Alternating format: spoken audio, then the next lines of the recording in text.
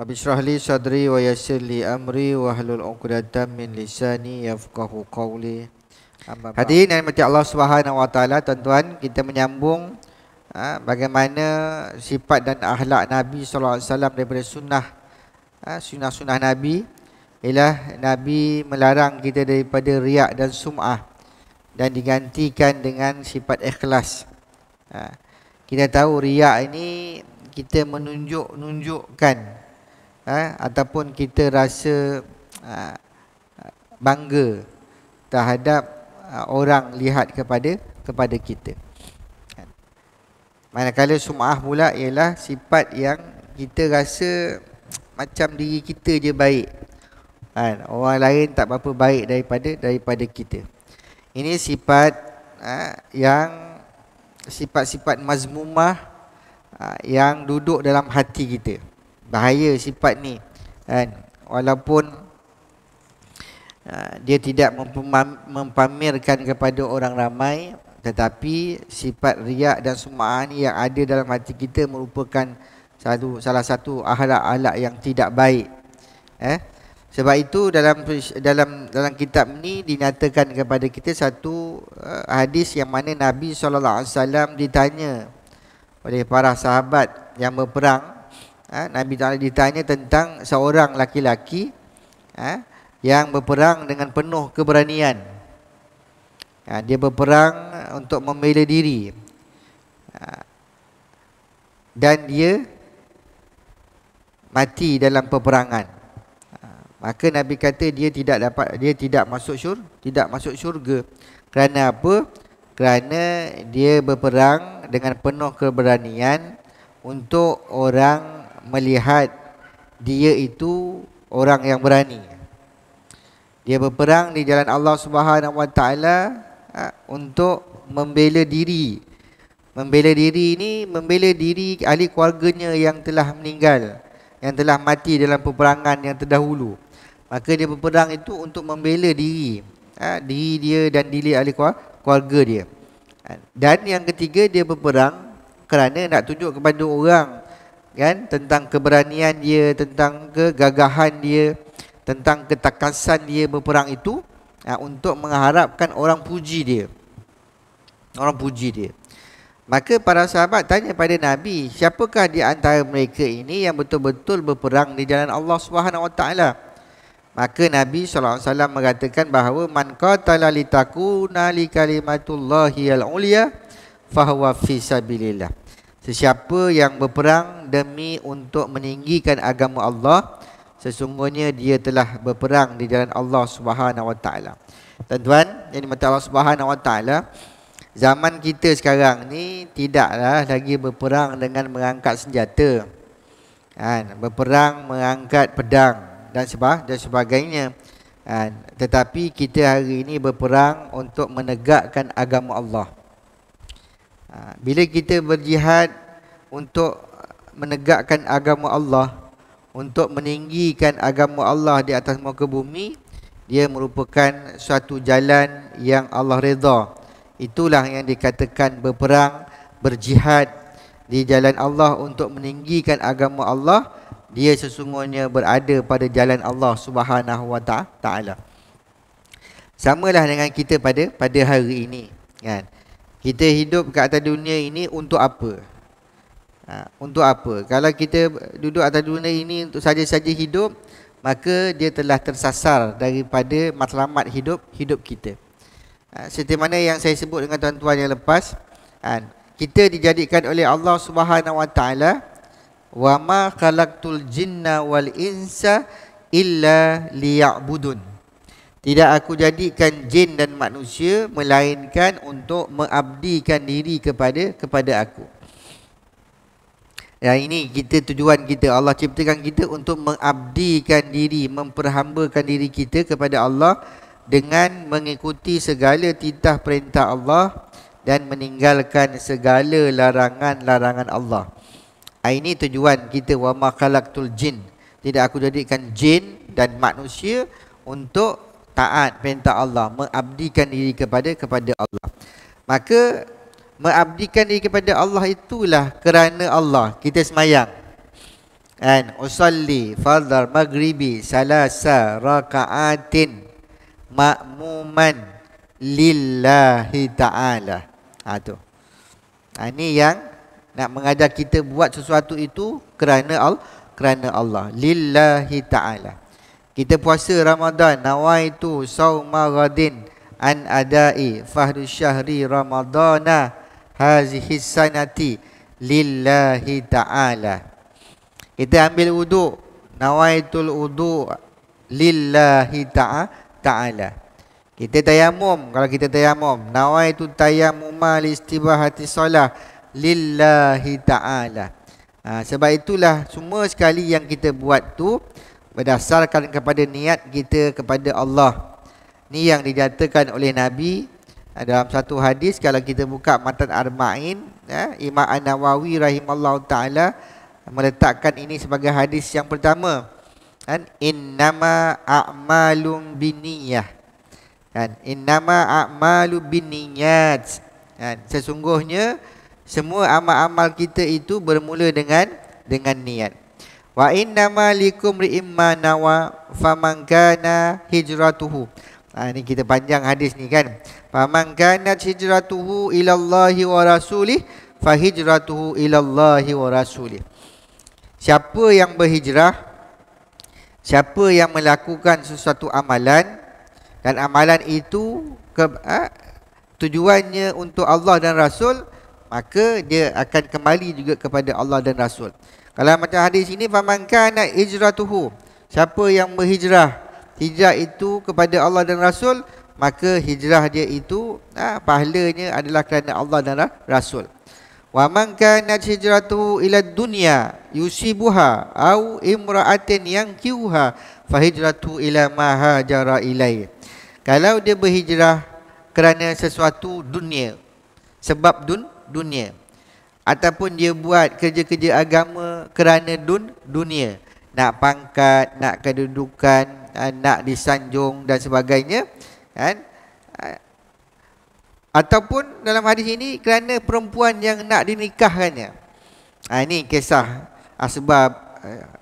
asbabul khuruj hadis ini, kan? Sebab di hadis ini keluar ni kerana ada seorang perempuan, kan, dia nak berhijrah kerana dia nak mengikuti untuk dia berkahwin. Maka fahijratu ila ma hajara ilai, maka dia akan dapat apa yang diniatkan. Kalau kita hijrah ni kerana dunia ataupun kerana orang perempuan, maka kita akan dapat apa yang kita nak. Dapat tuan-tuan? Dengan izin Allah Subhanahu Wa Taala, kalau kita nak benda-benda yang tak baik, dapat dengan izin Allah Subhanahu Wa Taala. Allah Taala nak uji kita, kan? Dengan usaha ikhtiar kita. Kalau kita nakkan kebaikan, asyik berdoa je, tak ada ikhtiar, tak jadi juga. Dia mesti usaha ikhtiar. Itu etikad kita, kalau kita mengenal, memahami tentang ahli sunnah wal jamaah. Etikad kita ini adalah usaha ikhtiar daripada hamba. Allah, dengan izin Allah, baru Allah akan berikan sesuatu. Maka kalau kita duduk diam-diam, kita tak dapat apa-apa. Dia kena usaha dan ikhtiar. Begitu jugalah dalam keduniaan ni, dalam kita dunia. Kalau kita nakkan sesuatu yang untuk kepentingan kita, untuk kekayaan kita, untuk peribadi kita, kita usaha ikhtiar, maka insya-Allah dengan izin Allah kita akan dapat. Itu keadaannya. Begitu juga kalau kita nakkan sesuatu yang jahat, benda yang jahat, kan? Dia tidak akan terjadi satu benda yang jahat melainkan dengan juga usaha ikhtiar kita. Ini suatu perkara yang kita kena faham. Maka dalam hadis yang kita dengar ini, kan, ikhlas itu dia akan menghilangkan rasa riak dan sum'ah yang berlaku pada diri kita. Buatlah sesuatu kerja itu kerana Allah, biar ikhlas menghiasi, kan? Dulu kan ada cerita, tuan-tuan pernah dengar, kan? Bagaimana seorang hamba Allah, dia marah. Dalam kampung dia itu ada orang pergi sembah pokok. Pokok tu jadi sembahan. Pokok tu macam ada ada sesuatu yang boleh mendatangkan manfaat dan mudarat. maka dia marah orang melakukan syirik pada Allah Subhanahu Wa Taala. Maka dia keluar rumah, dia nak pergi tebang pokok tu. Bawa lah kapak ke, parang ke, mesin ke, apa ke, pergi nak tebang pokok. Sampai-sampai sebelum dia sampai ke pokok tu nak tebang, kan, datang syaitan, kan, yang menghalang dia untuk menebang pokok tersebut. Maka ditakdirkan berlakulah pergaduhan ataupun perlawanan antara dia melawan dengan syaitan untuk menebang pokok tu. Syaitan jadi penghalang. Maka dia melawan, dia menang. Lawan-lawan dia menang. Selesai. Sebelum dia menang tu, syaitan ni, kan, tahu dah apa kelemahan kita ni, maka dia janji, kau jangan bunuh aku, kan, kau jangan bunuh aku. Esok aku janji pada kau, setiap kali kau bangun pagi, kan, kau akan dapat ada 1 dinar bawa bantal. Dia kata syaitan ni janji begitu. Maka dia lepaskan syaitan tu, kan. Besok pagi dia bangun tidur, ada. Dia tak jadi tebang pokok tu. Dia tak jadi tebang pokok sebab dia dah kalahkan syaitan tu, kan. Syaitan tu janji jangan tebang pokok tu dulu, kan, dan jangan kau bunuh aku. Aku janji dengan kau, tiap-tiap pagi aku bagi kau duit. Tak bangun tidur je dapat satu dinar. Besar nilai 1 dinar tu masa tu, kan. Maka esok pagi dia bangun tidur, dia tengok bawah bantal dia ada satu dinar. Dia gembiralah, ada 1 dinar. Besok lagi hari kedua ada lagi dinar. Mana tiap-tiap hari dia dapat dinar. Tapi orang kampung dia, kan, masih lagi melakukan syirik pada Allah Subhanahu Wa Taala. Sehinggalah satu hari syaitan, kan, tidak lagi letakkan duit. Dia bangun pagi tengok tak ada duit dia. Tak dapat duit 1 dinar tu, kan. Maka dia pun mula marah sebab dia tak dapat duit. Kata orang kampung kata, dulu kau marah-marah tu ke pokok tu masih lagi orang sembah. Maka dia nak pergi lagi nak tebang pokok tu, sebab kali ini dia nak tebang pokok tu sebab dia marah pada syaitan, sebab syaitan tak bagi dia duit.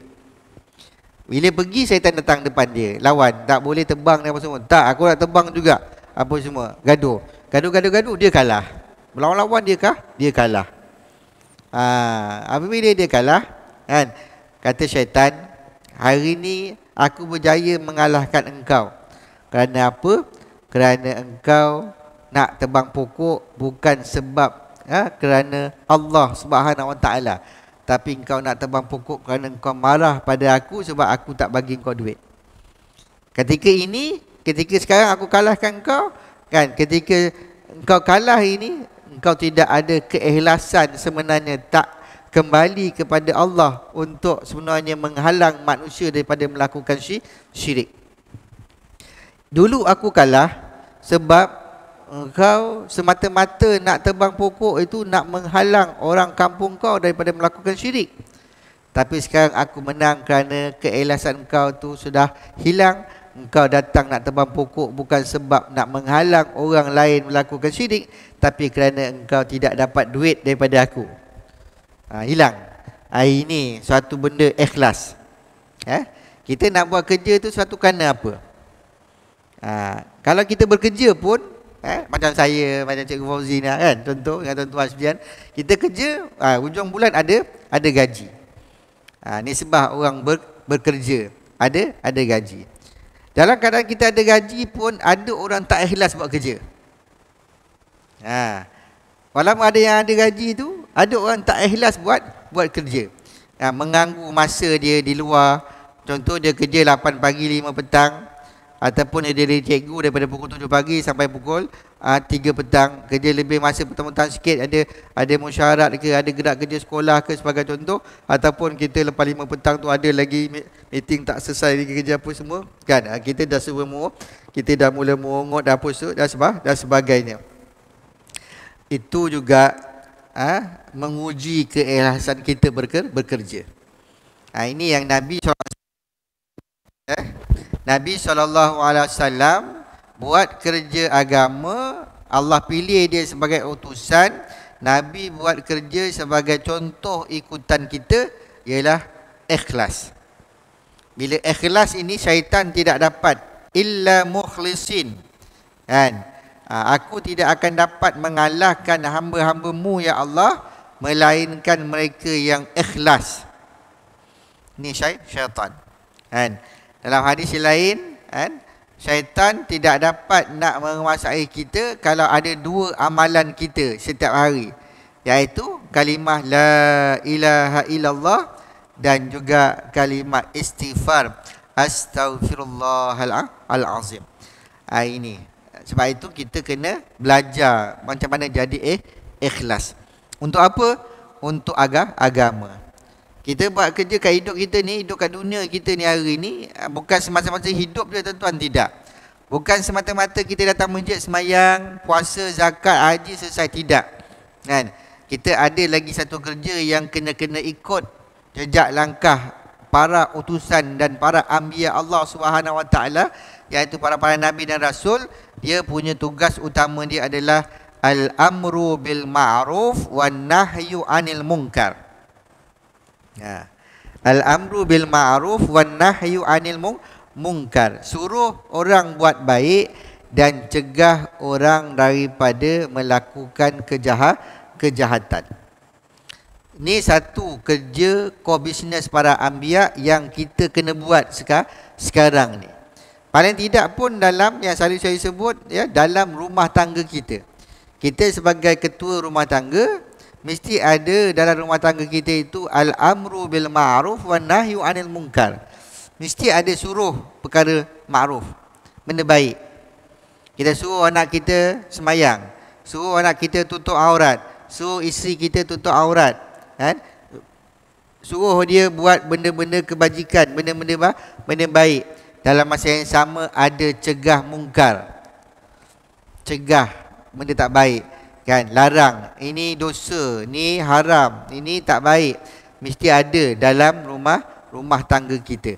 Barulah kita hidup dengan aman, damai, sebab ada di al-amru bil ma'ruf wan nahyu 'anil munkar. Ada beberapa kuliah saya gunakan kitab Mukasyafatul Qulub, penenang jiwa, Imam Al-Ghazali rahimallahu ta'ala. Dalam kitab Mukasyafatul Qulub itu ada 111 tajuk. Tajuk yang ke-15, Imam Al-Ghazali letak tajuk Al-Amru bil Ma'ruf wan Nahyu 'anil Munkar. Kitab tasawuf, tapi dia letakkan tajuk Al-Amru bil Ma'ruf wan Nahyu 'anil Munkar. Orang bertanya, apa sebab Imam Ghazali dalam kitab tasawuf dia itu, Mukasyafatul Qulub itu, penenang jiwa, rawatan dan pencegahan, kenapa letakkan al-amru bil ma'ruf wan nahyi 'anil munkar? Seolah-olah macam tidak ada kena-mengena dengan kerohanian.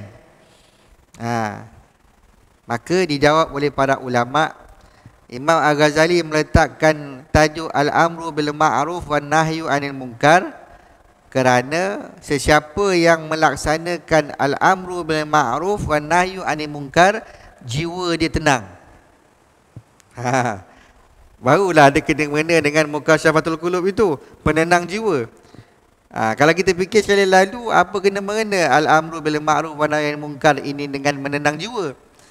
Tapi Imam Ghazali kata, siapa yang buat al-amru bil ma'ruf, suruh yang ma'ruf dan cegah benda munkar, dia buat kerja para anbiya, para rasul, kerja-kerja Nabi SAW dan Nabi Muhammad SAW.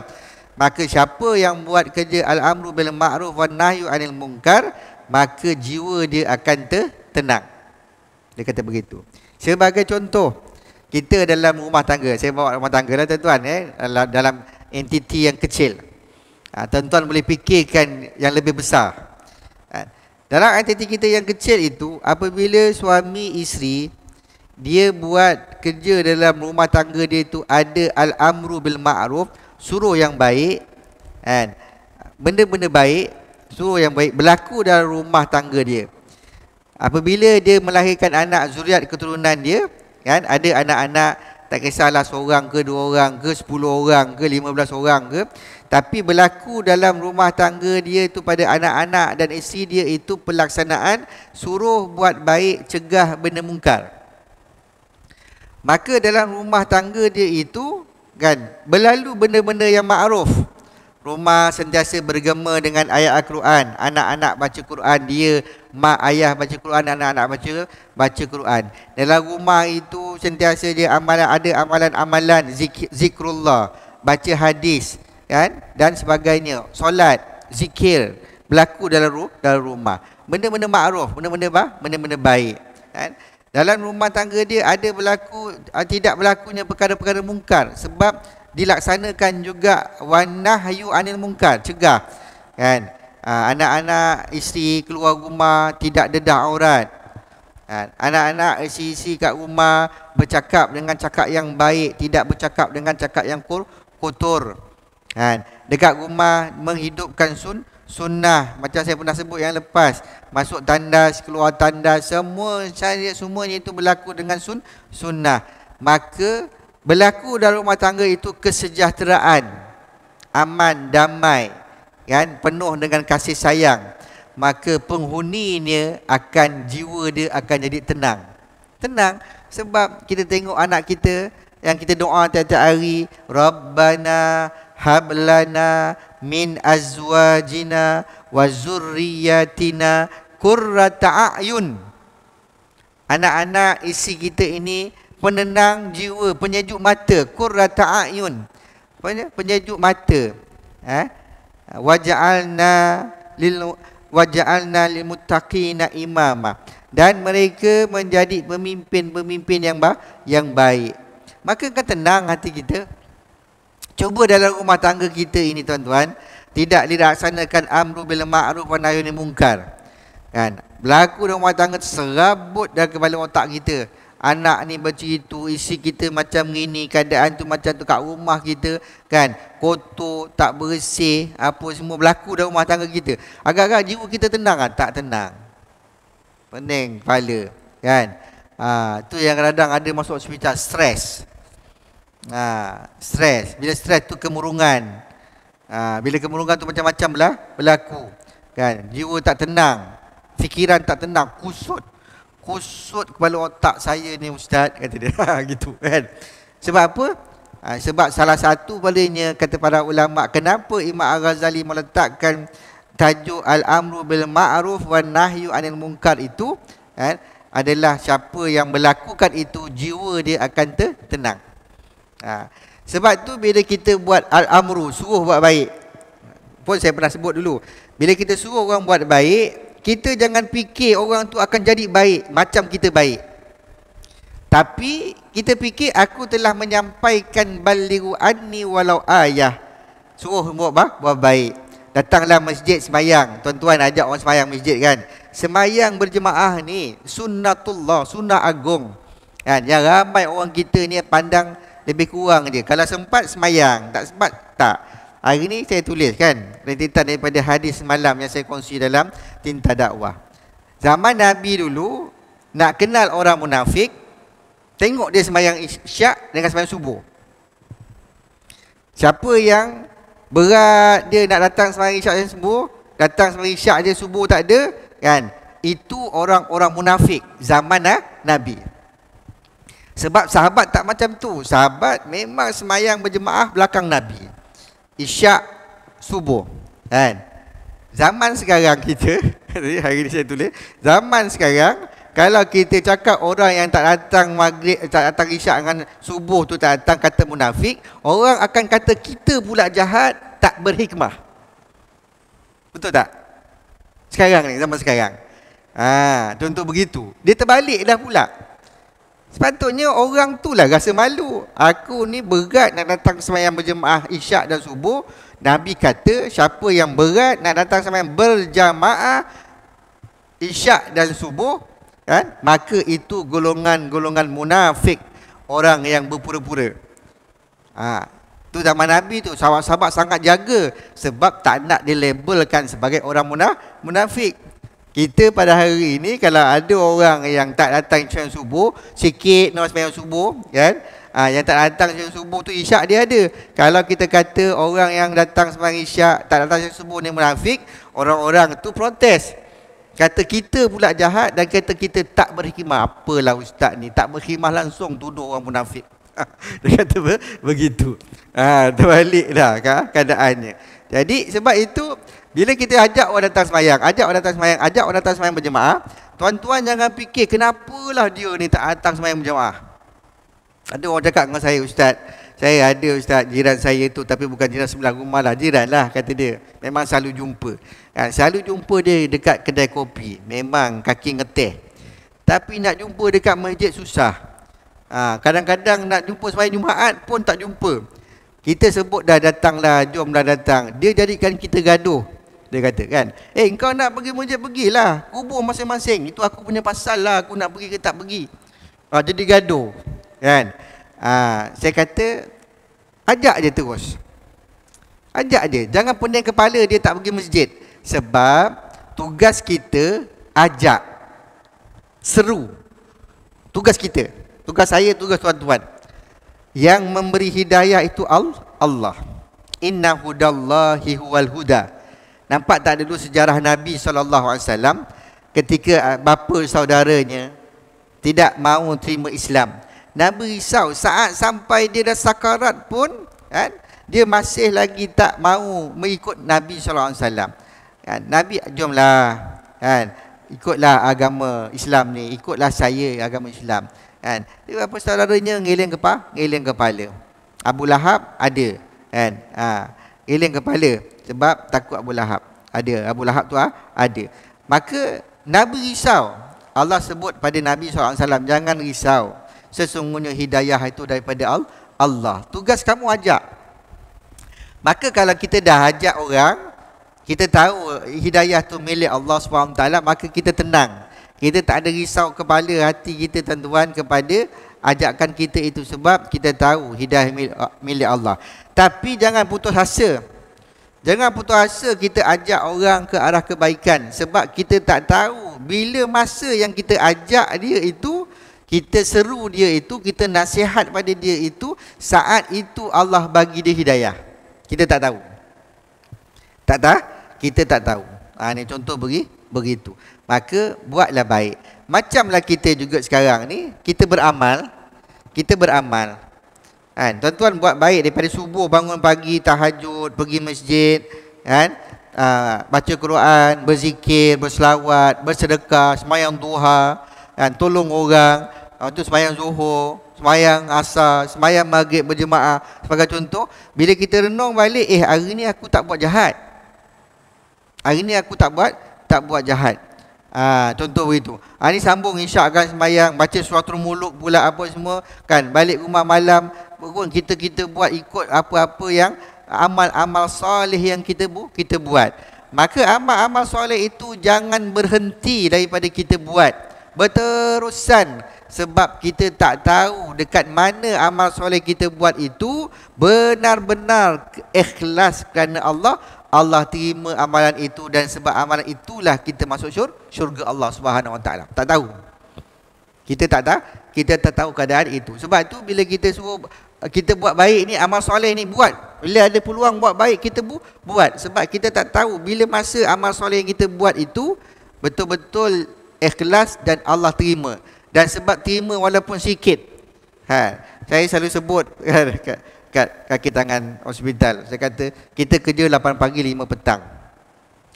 Kadang-kadang Allah nak terima keikhlasan amal kita itu pukul 5 hingga 5 minit.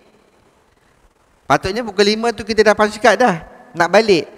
Tapi oleh kerana ada sesuatu benda yang kita mengorbankan masa kita 5 minit sahaja untuk kita buat baik, tiba-tiba yang 5 minit itu yang Allah terima kalau kita mati masuk syurga.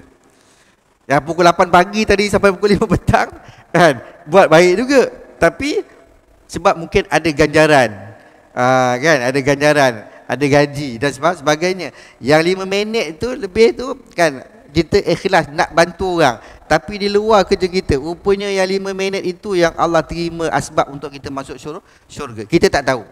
Ini kita tak tahu. Sebab itu kita kena terus beramal. Ni macam ni ikhlas. Kita kena sentiasa didik kita untuk ikhlas. Macam saya sebut, kita bersedekah. Bersedekah ni bukan semestinya dengan duit. Selalu kita fikir bersedekah dengan duit, tidak. Kita boleh bersedekah dengan ayat-ayat Al-Quran. Sedekah pada roh-roh yang mati tu. Sedekah. Hadiahkan kita punya bacaan kita itu. Kita boleh bersedekah dari sudut tenaga kita. Tenaga yang Allah bagi kekuatan bagi kita. Kita sedekahkan tenaga kita untuk bantu orang. Kita boleh sedekah dari sudut masa kita. Masa kita tu kita korbankan untuk orang lain. Itu juga sedekah. Kita juga boleh bersedekah dari sudut harta benda kita. Barang-barang kita apa semua harta benda. Dan yang terakhir kita juga boleh bersedekah dari sudut idea kita. Ni ilham. Yang Allah bagi idea ni kan, itu ilham Allah bagi. Maka dengan sebab mungkin ada ilham idea-idea yang baik, maka kita berkongsi dengan orang. Beri sumbang saran pada idea kita. Tiba-tiba orang terima idea kita tu dan dilaksanakan. Bila dilaksanakan, dia beri manfaat pada orang lain. Rupa-rupanya idea kita jadi sedekah sadaqatun jariyatun yang berpanjangan. Kita tak tahu. Sebab itu bila bersedekah, buat amal baik itu, amal soleh itu, bersedekahlah dengan apa cara sekalipun yang Allah kurniakan kepada kita. Mudah-mudahan dengan sedekah kita itu, walaupun dengan wang ringgit kan, kita bersedekah dengan senyuman contohnya, bermanis muka pun diterima sebagai satu amal soleh. Maka tuan-tuan dimati Allah Subhanahu Wa Taala, kita kena mengelakkan diri kita daripada riak dan sum'ah. Yang syaitan ini selalu merosakkan amalan kita dengan riak. Kau tengok tu, kau pergi masjid, pergi tiap-tiap hari pergi masjid, orang lain mana ada? Contoh macam tu kan. Kita pun rasa juga aku ni baik, rupanya aku ni tu sum'ah. Dah berlaku dah. Kita rasa diri kita baik, orang lain tak apa-apa, tak baik. Kemudian bila kita, pakaian kita, harta kita, anak penak kita, anak isteri kita, segala benda yang ada sekeliling kita ini, kita rasa kita boleh tengok orang boleh tengok pada kita, orang boleh puji pada kita. Timbul riak pula dalam diri kita kan. Lawa baju hari ni kan, cantik kereta kan, macam-macam orang puji kita, maka timbul riak kat dalam diri kita. Bila riak, dia merosakkan segala amal-amal kita. Rosak riak. Tengok ni aku semayang ni kan, semayang aku betul ni, cuba tengok aku semayang. Kita minta orang lain tengok je semayang, itu riak. Maka dia semua akan merosakkan amal-amal kita. Sebab itu Nabi pesan kepada kita, hendaklah kamu ikhlas belajar buat sesuatu hanya semata-mata kerana Allah Subhanahu Wa Taala. Aku buat ni kerana Engkau ya Allah. Jangan Engkau rosakkan hati aku ini dengan perkara-perkara riak dan semua. Ya Allah, buat kerja kerana Allah. Kan? Untuk agama apatah lagi ni. Untuk agama. Di saat ramai masyarakat kita yang meninggalkan amal-amal dan sunnah-sunnah kehidupan Nabi SAW, maka peranan kita untuk menegakkan agama Islam ini, agama Allah Subhanahu Wa Taala ini kan, bersama-sama untuk menegakkan agama Allah adalah tugas tanggungjawab kita bersama. Ni agama kan, yang kita anuti. Bukan kita fikir Islam agama Persekutuan Malaysia, kita dah boleh semayang, tak ada siapa gangguan kita, tak ada benda lagi kerja-kerja agama ni. Tak, tuan-tuan, banyak lagi kan, banyak lagi. Itu saya berbual dengan Tuan Qadhi. Saya berbual di Musyarat Sahabat Dakwah tu, Tuan Qadhi sebut dengan saya, Ustaz, kena lebarkan lagi gerak kerja Sahabat Dakwah ni, bukan tertumpu saja pada hospital, pada pesakit-pesakit ataupun pada rumah orang-orang tua kan. Ustaz boleh buat untuk street dakwah, kata dia.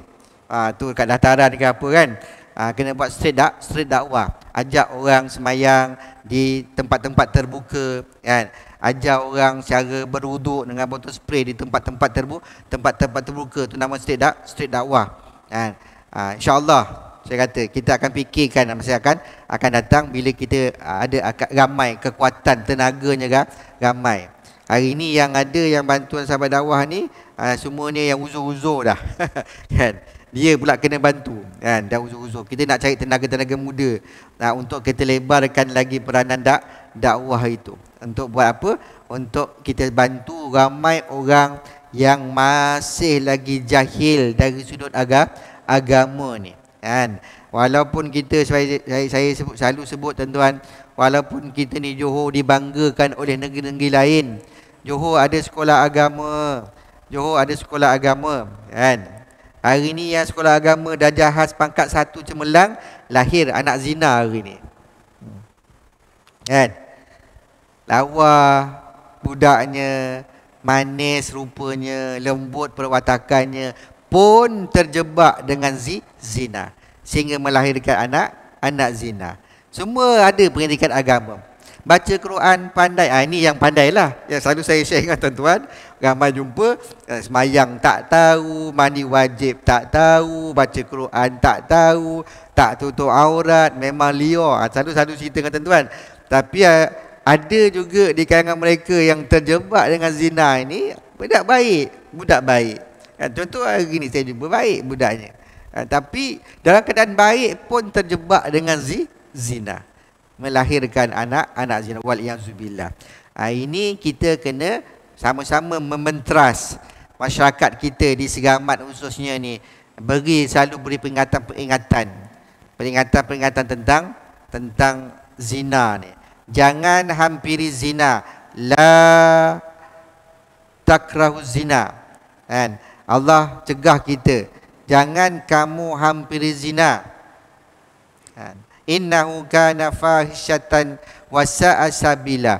Kerana zina itu satu perbuatan yang keji lagi hina. Semua orang malu kalau ahli keluarga kita ada berlakunya zina. Maka kita kena beri kesedaran kepada masyarakat kita, anak-anak di tempat kita, agar dia tidak melakukan perkara-perkara mungkar yang boleh merosakkan diri dia agamanya.